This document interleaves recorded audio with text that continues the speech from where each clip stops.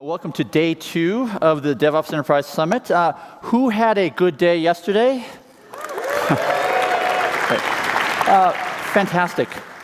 This morning I want to share a little bit more about the method behind the madness that is this conference. Yesterday we presented on some of the programming objectives that really formed in the construction of the conference.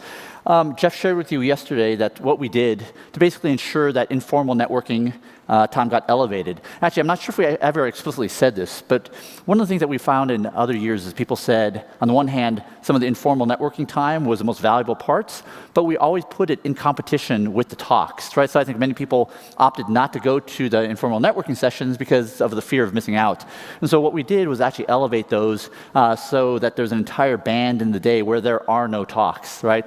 Just out of curiosity, did anyone have an interesting or worthwhile interaction during that networking time? Okay. Good, because otherwise we're going to demote it back down. So we talked a little bit about that. What I want to do is share a little bit more about the why we constructed the programming for the other objectives. I had mentioned the need for and our desire to have experience reports, and one of the value of experience reports is that it's good for negating objections and so forth. But there's also, I think, experience reports are important for another set of reasons. And I think as adult learners, as leaders, we typically don't learn from hearing someone on stage saying what we should do, right? Because they think it's the right thing to do, right? And increasingly, we don't learn from classroom-type lectures, right? And so the notion of even in all levels of education, they're saying that it's less about didactic learning, and lectures, more about experiential learning. Instead, we learn better, I think, from hearing what other people did to solve a certain problem. Here's what happened, here's what we expected, here's what I learned. And that really is the experience report template that most of the talks follow, right? So the subject matter experts talks, like Dr. Christina Maslach, right? That's not an experience report, nor should it be. For the vast majority of talks, they follow this format. Here's the organization and the industry we compete in. Here's my role and where I fit in the org chart, the business problem we set out to solve. Here's where we started and why. Here's what we did, including tools and techniques. Here's the outcomes that resulted, and here's the challenges that still remain. And I think what's interesting is that in some ways this is very similar to the scientific method, right? Where we're saying, hey, here's a problem, here's a hypothesis of what we think would solve the problem, and here's what actually resulted, here's what I learned. So. And that's a format that we used from the very beginning. In fact, in the very first year of DevOps Enterprise, it was all experience reports. And we had a rule that only horses, no unicorns. So many of our friends were unicorns, but this was a conference for horses, by horses. By the way, we pulled the pictures from DevOps Enterprise 2014, and there's John Rez from KeyBank, just not right on the front page, who then went out to speak in 2015, 2016. He's, I think, our closing keynote for this year. So in 2014, here were my observations. One is, I think there was a sense that there was a universality to the problems. In other words, regardless of what industry we're in, how large the organization was, how old the organization was, profit, not for profit, the problems really were very similar, right? And on the one hand, it's very surprising, right, that we're all facing the same problems, and yet, it is also very satisfying that, of course, certain problems span all industries. And, the fact that the Phoenix Project could resonate with such a broad cross-section of the population, right, is, I think, just evidence that, the battles, the characters may be different, right, but the shape of the battle is the same. There was, I think, also a feeling that something genuinely exciting and momentous was happening. I tried to find this tweet. I think Chris Little, I'm trying to find it, but it says, years from now, people at this conference will be so excited that we were there, right? There was a sense that, something, that there was a movement afoot. The other thing that took me a year, really, to discover was that this is a community that loves helping each other. So one of the talks that, for me, was one of the most memorable from 2014 was a talk by Heather Mickman and Ross Clanton. So Heather Mickman was talking about the work that she was doing for API enablement. Ross Clanton was talking about the work that he was doing to help elevate operations and infrastructure. I think that was very impactful to many of us. But what I didn't realize is what happened after that conference. So I got an email from Ross and Heather saying, hey, would you be willing to fly to Target headquarters and give a talk to our senior leadership? And maybe this is like the height of arrogance, but I thought it was only going to be me. But who else was there? It was Jason Cox and Scott Prue and Courtney Kistler and Dr. Nicole Forsgren. So, and what essentially the goal was essentially to replicate the DevOps Enterprise 2014 experience for their executives. And in one of their later talks, they talked about how that really was, in some ways, a tipping point where it was a bottom-up movement before, that really represented where senior management got on board. And so that was just an amazing 2 days. But for me, it was just a genuine surprise and delightful, right, to find out how much people in that community were already interacting with each other. And in fact, there's another example where Jason Cox from Disney and Ross Clanton from Target, they both kind of had a conversation and said, oh, hey, you're working on a POS hardening project with Chef. We're working on one too. Why don't we work together? We can put it under an open source type of collaboration agreement, right, and just start working together. So that notion, I keep thinking about, which is like to what extent these people love helping each other. And so that reminds me of actually a tweet that introduced me to this concept. So Brian Eno is famous for many things. He's a musician, he's a producer. He was, some people clapping, right? So U2, Devo, Talking Heads, Dave Bowie, right? Many more, right? Brian Eno was the force behind that. So he's also credited for framing something called the scenius. So I'm actually going to read this because I find it so relevant to this community. So despite heroic mythology, lone geniuses do not drive most scientific, cultural, business, and policy advances. Breakthroughs typically emerge from a scene, an exceptionally productive community of practice that develops novel epistemic norms. Major innovation may indeed take a genius, but the genius is created by a part of a scenius. Scenius stands for the intelligence and intuition of a whole cultural scene. It is a communal form of the concept of genius. Individuals immersed in a scenius will blossom and produce their best work. When buoyed by scenius, you will act like a genius. Your like-minded peers and the entire environment inspires you. So in the literature, they actually describe what are the characteristics of a scenius. And see if these sound familiar. Mutual appreciation. Risky moves are applauded by the entire group. Subtlety is appreciated. Friendly competition goads the shy. Scenes can be thought of as the best of peer pressure. Rapid exchange of tools and techniques. As soon as something is invented, it is flaunted and then shared. Ideas flow quickly because they are flowing inside of a common language and sensibility. And by the way, I'll just pause a moment there to say, when I think of this, I think about the DevOps Dojo, pioneered by Ross Clanton, who was debuted at the DevOps Enterprise Summit, the State of DevOps report by Dr. Nicole Forsgren, Jez Humble, myself, in terms of like helping create a language of how do we talk about this quantitative measures, project to product, right? That was first worked on by Ross Clanton, Dr. McKirsten, and so forth, right? So I think these are the tools and techniques, just one of many that rapidly disseminate through this community. And then the network effects of success. When a record is broken, when a hit happens or a breakthrough erupts, the success is claimed by the entire scene. This empowers the scene to further success. And I think that represents this community. By the way, whenever I'm up here and I say these things, that's always sort of like a question mark. Does this resonate with you? Yeah. Okay. So, and I don't think this applies just to artists. There's one of my favorite books that I read almost 20 years ago. It's The Structure of Scientific Revolution by Dr. Thomas Kuhn. So there's certain phrases that have entered mainstream usage, such as a paradigm shift or the inflection point, that really came from this book. And the passage I remember was how he looked at the scientific revolutions as we went from Copernican to Newtonian to Einsteinian. And from a distance, it always looks like one person gets the credit, right? Who got the credit? Copernicus, Newton, and Einstein. But in reality, when you zoom into that scene, there's always a cohort of scientists that were trying to explain these anomalies, right? That they're trying to figure out, like, what is a better way to explain it. And what happens is that sometimes they're in cooperation, sometimes they're in competition, but there's a phase shift event, like sublimation. So sublimation is when you have a gas, and you lower the temperature, and at one point it just instantly turns into a solid, skipping the entire liquid phase, right? So that's the inflection point. That is when the paradigm shift happens. And I was thinking, just looking through an example of this, right? The paradigm shift in Ptolemy's day, right? It's like when everyone believed in geocentrism, that they're trying. The explanations of like how we predict planetary orbits got increasingly contorted, right? Like we had to explain why, in order to orbit, right, you have to have this sort of weird sort of helix thing at the right, and then Copernicus, of course, came up with a much better explanation of why observable patterns happen the way they do.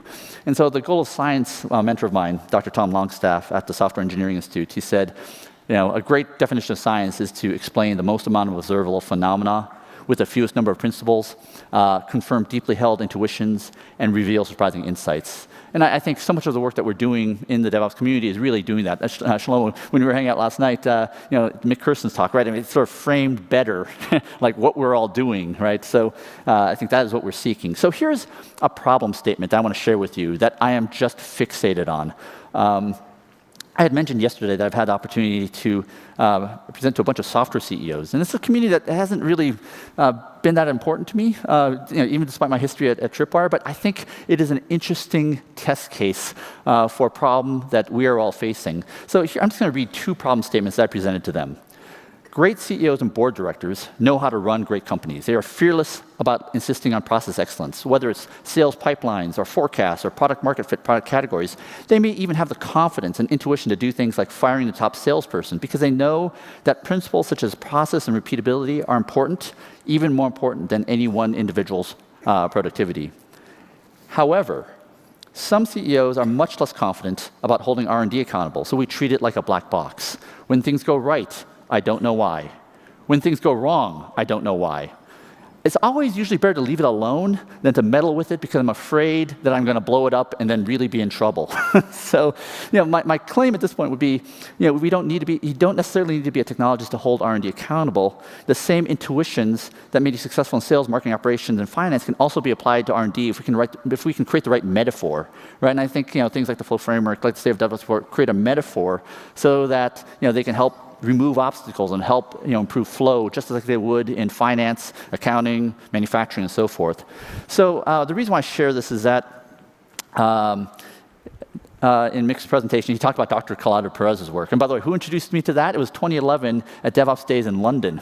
Anyway, so that's also entered the CNEUS. And he talked about how the management regime that is being used by mainstream technology organizations is project management. And so that really begs the question, what are we going to replace it with, right? My belief is that DevOps will be a part of it. But my claim would be DevOps is a subset of something larger. And I think when academics look back at us 10 years from now, I think what they will call that larger category, they will call it dynamic learning organizations. Of which the most famous example is Toyota. And so at the closing keynote for today is Dr. Steven Spear, who has spent his claim to fame was actually decoding the DNA of the Toyota production process back in 1999. And so as a mentor of mine, I'm just so delighted that he'll be presenting again. So why am I sharing this? Because I think the DevOps Enterprise Summit is the goal is to help create an environment to help accelerate the adoption of that. With a tipping point, the paradigm shift, whatever it takes, to make the mainstream way of working look more like what we've seen in the past day. And the community is more than just a conference. What else is needed? So, I think that's the reason why we focus on books, right? Books are still, even in this day and age of video, books are one of the most viral ways to spread ideas. In fact, with the Phoenix Project, whenever someone says, I read the Phoenix Project, let's have a conversation, here's a piece of data that you can take away. They probably spent 8 hours reading that book, right? But that's a significant amount of time. Marketers, to buy 8 hours of impression, right, that costs a lot of money, right? So whenever someone says, I read the Phoenix Project, that's an indication, right, that they've invested time to get there. I think another part of CNEUS is to chronicle, what is happening. And so there's a lot of you have seen the white papers that are generated by the DevOps Enterprise Forum. So these are the people who get together once a year and they write guidance, right? And the goal is to take the ideas coming out of this community and get them written down. And they're all available for free downloads. And so the first iteration of Project to Product, came from one of these guidance papers. So I just wanted to give you a glimpse behind why we do certain things, and then how that resulted in the programming objectives. So with that, I'm going to conclude and turn it over to my colleague, Jeff Gallimore. Come on out. Thank you.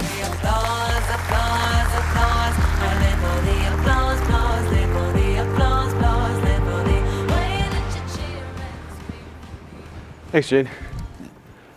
How's everybody up there in the mezzanine doing? Oh, there's everybody. Yeah. You see that up there? Yeah. Now I do. And how about in those back seats? And then down here on the floor? All right. Who's ready for a great day two? That's everybody. So something that we didn't get to talk about yesterday, because we were off to a flying start, there was a lot of information that we needed to cover, is why we're here in Las Vegas. I don't know if anybody's thought about this yet. How many people, this is their first DevOps Enterprise Summit? Okay. All right, so a lot of you. So some of you have experienced the DevOps Enterprise Summit either in London or maybe probably in San Francisco. Well, we're not in San Francisco anymore, right? So first of all, we're in Las Vegas, and these are some of the things that I've heard from many of you about the things that you've noticed about being in Las Vegas. So one, this is a pretty amazing space. Mezzanine, theater seating, big floor. Next slide. This is space that we didn't have in San Francisco. The other thing that I heard is there are more direct flights into Las Vegas, and they are cheaper. In fact, I was talking to Scott Prue last night. He said there's even a direct flight from Omaha, Nebraska. So all you Omahaites, I don't know if that's what you call it, welcome. And then there's lots to see and do in Vegas. I've heard the desert flora and fauna is wonderful, and the wildlife and scenery is quite spectacular. And those are all true reasons for why we are here in Las Vegas. But there's another big one, a big one. We couldn't expand the community in San Francisco anymore. We were actually capped out because of the space.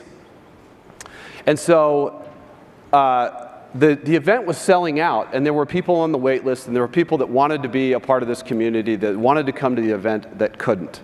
And so we needed to find a way to have more of you here rather than watching on the live stream at home or at work or just unable to participate. So that's the big reason. And that's actually the one that I'm most excited about. So we get to expand the community, and how many of you actually get to participate in this? Actually, just a little last note. We actually had to cut off ticket sales 2 weeks before the conference last year, right? So it's like just to punctuate, how we were out of space. Yeah. All right. Some quick updates. Networking time again today. Who participated in the speakers corner? Who went to Ask Speakers?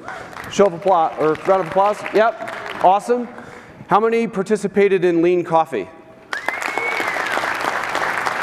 Okay. And how many did Birds of a Feather? And how many actually got value out of those conversations and interactions? Yes!